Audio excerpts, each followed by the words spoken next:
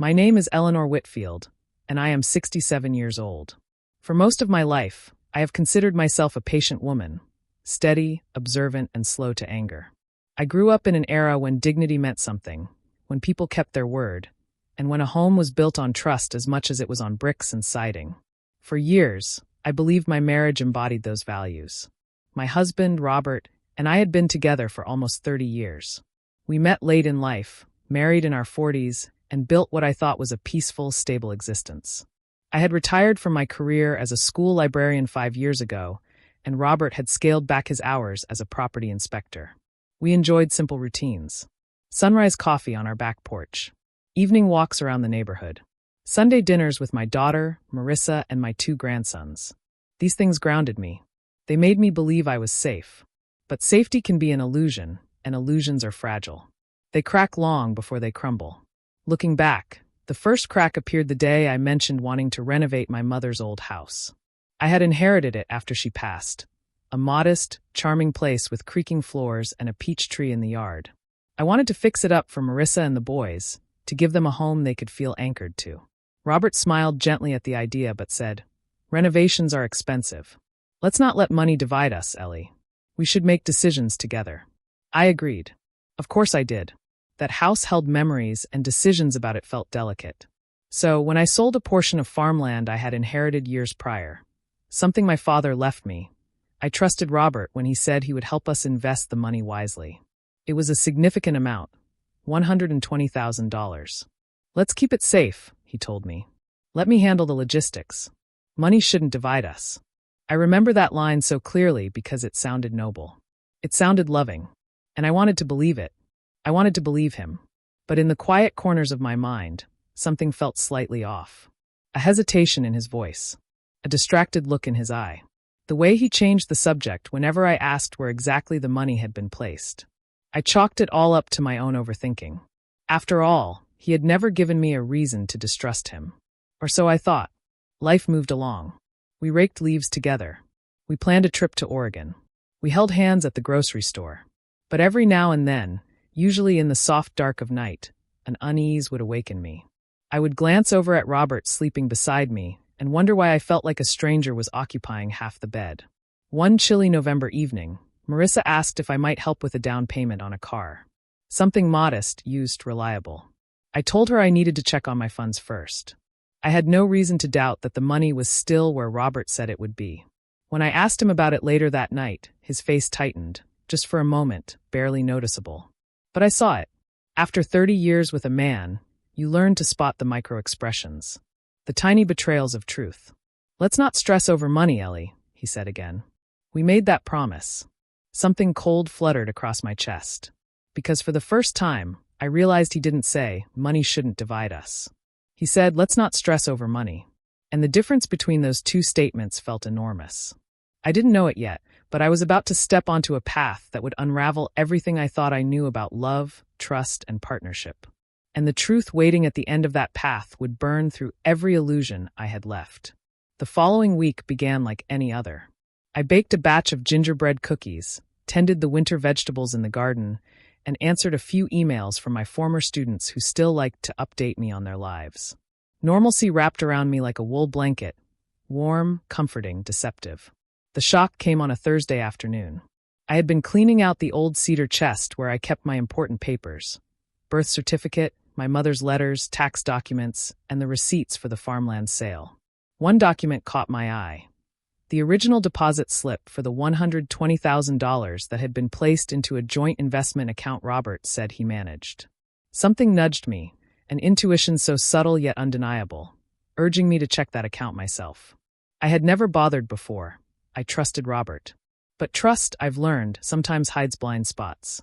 When I logged in online, my breath froze. The account balance read, $1,482.17. The room dimmed around me. My heartbeat pounded in my ears like a ticking bomb. I refreshed the page, convinced it was a glitch. But the numbers remained. Money doesn't evaporate. It doesn't wander off to sunbathe in Florida. Someone moves it. Someone chooses to take it. I scrolled through the transaction history with trembling hands. Then I saw them, one after another. Large withdrawals. Transfers to an account I didn't recognize. Occasional cash extractions at an ATM across town. Nearly every transfer was marked with the same name, E. Whitfield, authorized user. Except I had not authorized anything. My stomach twisted so painfully I had to sit down. I felt a strange mix of outrage and disbelief, like my mind was trying to reject reality. My first thought was identity theft. Maybe someone had hacked us. Maybe we were victims together. Maybe this was not him. But the hope lasted only until I noticed a pattern. The ATM withdrawals were made near a neighborhood I knew well. An old district by the water. Not exactly unsafe, but far from anywhere Robert normally visited. And the transfers all went to a checking account under the name R. Whitfield. Not Robert Whitfield. Just R. Whitfield. Something designed to blend in. Something designed to go unnoticed unless someone looked closely. I leaned back in my chair, pressing a hand to my chest as if I could slow my racing heartbeat. I wanted to cry. I wanted to scream. But instead, I sat completely still. Years of librarianship had taught me how to stay composed in the face of chaos. A child's meltdown, a fire alarm, a student discovering a romance novel they shouldn't have. But nothing prepared me for the quiet violence of betrayal. My husband had taken my inheritance. Not borrowed. Not moved temporarily. Taken. A deep trembling rolled through me. He had looked me in the eyes, kissed my forehead, and told me not to let money divide us, while secretly siphoning away every last cent of the legacy my parents left me. That was the moment something inside me shifted. Not rage. Not despair. Something colder, steadier. A realization. If he could lie about this, what else had he lied about? I logged out of the account, closed the laptop carefully, and sat in silence for a long time. The winter light slanted across the living room floor, stretching shadows into long, jagged shapes that felt symbolic of something broken inside me. That night, Robert came home with takeout and a cheerful greeting. "Ellie, I brought your favorite noodle soup." I stared at him, wondering how a face I had memorized for 30 years could suddenly feel unfamiliar. He kissed my cheek. I said nothing. He didn't sense a thing. But I did, and I had only just begun to uncover the truth. I didn't sleep that night. Instead, I lay awake listening to Robert's steady breathing, trying to reconcile the man beside me with the transactions I had seen. I kept replaying the past in my mind, searching for signs I had missed. I met Robert when I was 42, a widow raising a teenage daughter. He had been kind, thoughtful, and remarkably patient with both me and Marissa. He came from modest means, but he worked hard, saved diligently, and prided himself on living within reason. Those were values I respected. Values that made me trust him. We had forged a partnership built on mutual effort. We shared expenses. We talked openly. Well, I thought we did. Whenever money came up, he praised my frugality. He used to joke that I stretched a dollar better than anyone he knew. At the time, I took it as a compliment. But memory can be a trickster. It replays kind moments while erasing the faint shadows behind them. I remembered the first time he asked to handle our joint finances. It was a decade ago. I was recovering from a surgery, and he had insisted that I shouldn't stress. "Let me do the paperwork for a while," he said. "You focus on healing." It felt like a gesture of love. I remembered how he encouraged me to retire sooner than planned. "You've worked your whole life," he said. "Let me take the lead." Again, it seemed loving. I remembered how whenever I talked about the farmland money, how my father had worked those fields with his bare hands. Robert grew strangely quiet, as if the topic made him uncomfortable. I used to think he was simply tired or withdrawn. Now I wondered if guilt had been gnawing at him all along. I also recalled moments I had brushed aside. Days when he came home later than usual. Instances where his explanations for running errands seemed oddly vague. How he once panicked when I asked for the password to our shared banking portal. He covered it with a laugh, saying he had forgotten it himself. I wanted to believe him. Wanting, I have learned, can be its own form of blindness.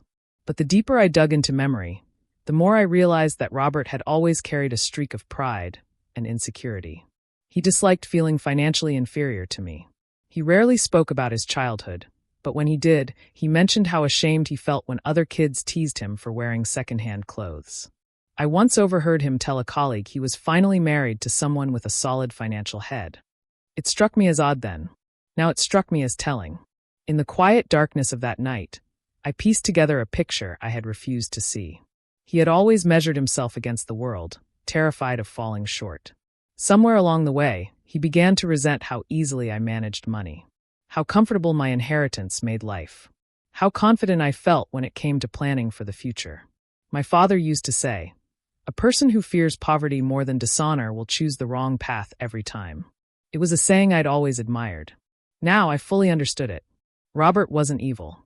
He was desperate to feel equal, powerful, in control. Desperate enough to cross moral lines. Desperate enough to betray me. But motives, no matter how understandable, never excuse wrongdoing. I decided then that I needed clarity, not just about the money, but about the full truth of what Robert had done and why. I couldn't confront him on suspicion alone. Truth required evidence. Calm, factual, unshakable evidence. And so, with the first light of morning, the investigation began. I woke before dawn, my mind sharp with purpose. As Robert brewed coffee in the kitchen, humming as though nothing in the world was wrong, I pretended normalcy. I buttered toast. I asked about the weather. Years of raising a teenager had taught me the art of masking emotion. As soon as he left for work, I got to it. I began with the unknown account labeled under R. Whitfield. I contacted the bank and asked if I had been listed as an authorized individual on any accounts besides our joint one. The representative hesitated for a moment, then confirmed that no, I was not connected to any other accounts, which meant the money had gone somewhere I had no access to, somewhere he didn't want me to see.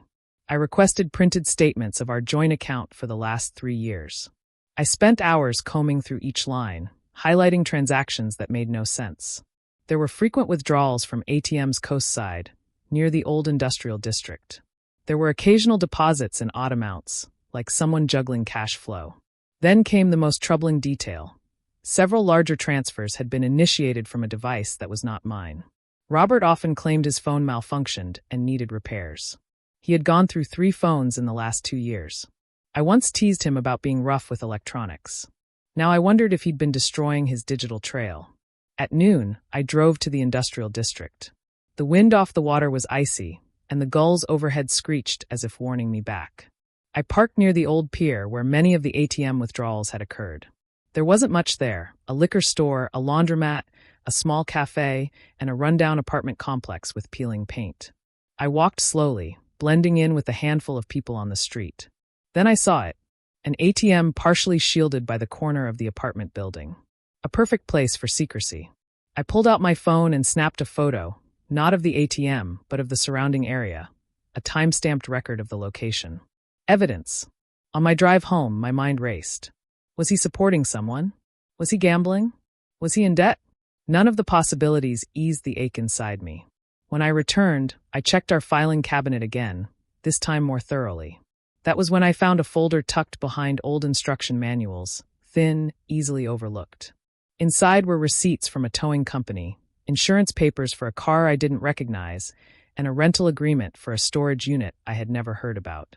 A storage unit, connected to an unknown car, funded with my inheritance. The puzzle pieces were snapping into place, but the picture they formed was still unclear, and growing more disturbing by the minute. Before Robert came home, I hid the folder under a loose floorboard in the hall closet, one of the old house quirks he never bothered to learn. Then I resumed our normal routine, stirring stew on the stove as though my life had not just begun, unraveling thread by thread. That evening, as we sat across from each other at dinner, Robert told me about a long day at the office. He didn't know I had been tracking his phone's location since noon, an old feature I had set up years ago when he briefly lost his phone on a fishing trip. He had not been near his office at all. He had been near the pier, near the ATM, near the storage unit.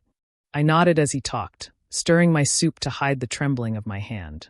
I still did not know the full truth, but I was getting closer, and the closer I got, the colder the truth felt. The next morning, I drove to the storage facility listed on the rental papers.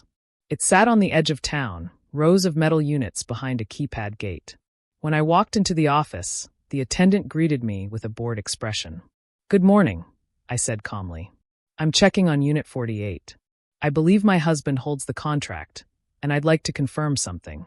The attendant typed on his computer. "Robert Whitfield, right? He's got access. Are you listed on the account?" "No," I said, "but I'd like to add myself." He shrugged. "If you have proof of marriage, I can add you. We get spouses all the time." Within minutes, I handed him our marriage certificate. He updated the account, printed me a gate code, and handed me a key. I walked down the cold concrete path, my steps echoing in the cavernous corridor of units. My hand shook slightly as I unlocked Unit 48 and pulled the metal door upward. What I saw made my breath catch. Inside was not furniture, not tools, not old memorabilia, but boxes, stacks of them. Some labeled, some not. And in the corner, partially covered by a blanket, was a car. A small, older sedan. Clean. Maintained. Unfamiliar. I approached the boxes first. The top one held clothing. Women's clothing. Neatly folded sweaters, a pair of jeans, a scarf. All in sizes I had never worn. The next box held toiletries. The third held baby toys. My hands froze around a small stuffed bear. Its fur was worn, as though it had been held often. Then I found the box labeled documents. Inside were envelopes, rent receipts for an apartment near the pier, grocery receipts, a pediatrician bill, and a stack of printed emails between Robert and someone named Elena Kramer. My pulse pounded as I read. Elena had a young daughter. Robert had been helping them. Helping. That word repeated itself through the emails. I'll help with next month. I can help with the car repairs. I promise this won't affect my marriage. My blood ran icy cold. The money wasn't stolen for gambling or debt. It was funding a secret second household. A woman. A child. A life completely hidden from me. And every withdrawal, every lie, every evasion had been for them. I sank onto a stool in the corner of the unit, staring at the evidence scattered around me. My mind did not spiral. It crystallized. Betrayal, when it reaches this magnitude, no longer burns. It freezes. It numbs. I sat there until my breath steadied and my hands stopped trembling. Then I did the one thing Robert never expected. I photographed everything. Every receipt. Every email. Every box label. Every personal item in that storage unit. Every VIN number, license plate, serial code. Cold, calm documentation. I put everything back exactly as I found it, closed the unit, returned to my car, and sat silently for several minutes before driving away. The truth was now undeniable. My husband had used my inheritance, my father's hard-earned legacy, to support an entire second life. But I wasn't done, because truth is only the first step. The next is confrontation. I waited 2 days. 2 days of silence. 2 days of routine. 2 days of Robert humming while washing dishes, kissing my cheek before heading to work, sitting beside me at night watching television. 2 days of observing him as though he were a stranger wearing my husband's skin. On the third evening, I asked him to sit at the table. My tone was calm. My posture relaxed. Years of parenting taught me that the quietest voice carries the sharpest truth. Robert, I began, folding my hands. I checked the investment account. His spoon froze halfway to his mouth. What do you mean? It's empty, I said. Nearly every dollar is gone. His face tightened, guilt flickering like a lightning flash. Ellie, I told you the market's been unpredictable. Let's not. Don't lie, I said gently. He blinked, startled by the softness of my voice. I slid a folder across the table. Inside were printed bank statements, ATM locations, transfer histories. Evidence. Calm, undeniable evidence. He opened the folder with trembling fingers. I visited the storage unit too, I added quietly. His head jerked up. His lips parted. No sound came out. I continued, still gentle, still composed. I met the other woman through your emails. Elena. And I've seen the car. And the toys. He swallowed hard. His face went pale. Ellie, I can explain. I'm sure you can, I said. But I need the truth. Not a story. Not an excuse. The truth.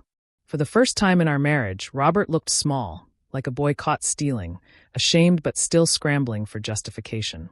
She needed help, he stammered. She was alone. I didn't mean for it to go this far. You used my inheritance, I said, my voice steady. Money my father worked his whole life for. He pressed his hands to his face. I didn't know any other way. I thought I could pay it back before you noticed. I let out a slow breath. It wasn't the money, Robert. It was the deceit. 30 years of marriage, and you couldn't trust me enough to tell the truth. He looked up, eyes red. Please don't leave me. I'm not making any decisions tonight, I said. But there will be consequences. Not out of revenge. Out of accountability. He lowered his head. Then I asked the question I had been holding tightly. Is the child yours? His eyes widened. No, he whispered. No, Ellie, she isn't. Elena and I, it wasn't like that. I swear. She was someone I helped once during an inspection job. She had no one. I felt needed. Important. I started lying because I didn't know how to stop. I studied him, every line of his face, every twitch of guilt. I want a paternity test, I said. And I want a full financial confession. He nodded, broken. I stood. I'm going for a walk. When I return, I expect honesty. All of it. I walked out into the cool night, my steps slow, my breath steady. Behind me, the life I thought I knew lay cracked open. Ahead of me, justice awaited.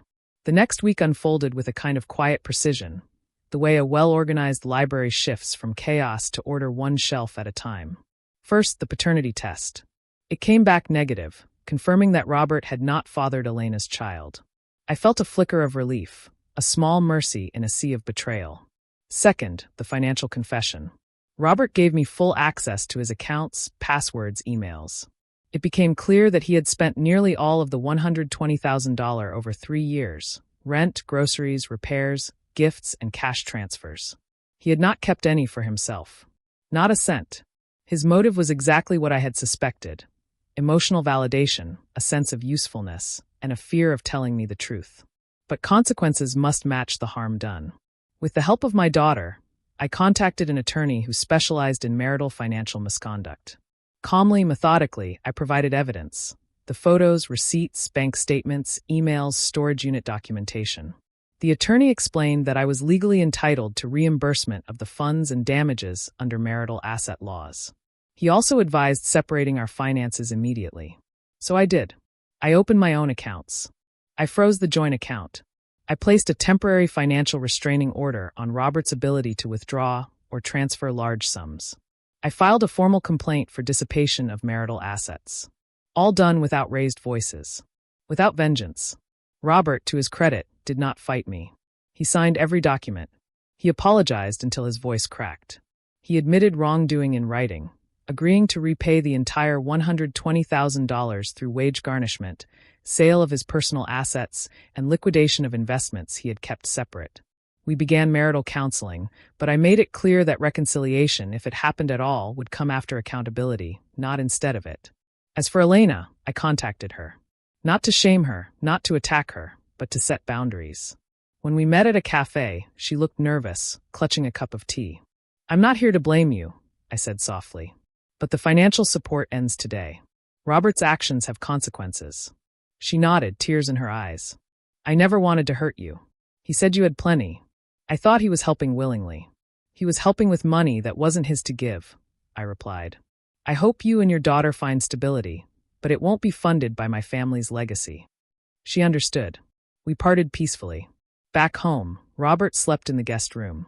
Our conversations were polite, distant, factual. I focused on reclaiming my independence, emotionally and financially. Justice, I realized, doesn't always look like vengeance. Sometimes it looks like boundaries. Sometimes it looks like a detailed spreadsheet and a lawyer who speaks calmly. Sometimes it looks like choosing truth over comfort. By the end of the month, the legal agreements were finalized. I had full control of our marital assets. Restitution began immediately. The moment the first deposit hit my account, a repayment of only a few $100s, I felt something shift inside me. Not triumph, but closure. Almost. Because forgiveness and understanding were still ahead. And so was the final chapter of my healing. It has been 9 months since the night I discovered the empty investment account. 9 months since my marriage cracked open and daylight poured into places I didn't know were dark. Robert still lives in the house, though in a separate room. Counseling continues. Some days are productive. Some are painful. Healing, I've learned, is not linear. Trust does not return on command. But I am calmer now. Stronger. Wiser. The $120,000 restitution is ongoing, and though it will take years to fully recover the money, I no longer focus on the dollar amount. What mattered more was reclaiming my voice, my agency, and refusing to let deceit define me. My daughter tells me she's proud of me. My grandsons ask if I'm okay, and I tell them the truth in gentle terms. That grown-ups make mistakes, and that doing the right thing means facing those mistakes with honesty, not anger. As for Robert, I don't know what our future holds. But I do know this. Revenge is not destruction. Revenge, when done ethically, is truth illuminated. It is refusing to shrink into silence. It is insisting on accountability with dignity. It is choosing your own peace over someone else's comfort. I walk every morning now. I breathe deeper. I smile more. I speak clearly about what I need and what I will no longer tolerate. The house feels different, lighter somehow.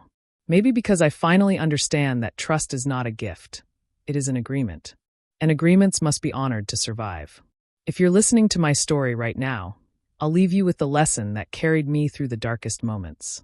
When someone tells you money shouldn't divide us, pay attention to what they do, not what they say. Transparency is love. Secrets are not. And if you ever find yourself betrayed, remember that you can stand up with grace. You can fight with facts. You can reclaim what was taken without losing who you are. Thank you for listening to my story. If it resonated with you, tell me in the comments, what would you have done in my place? The floor is yours.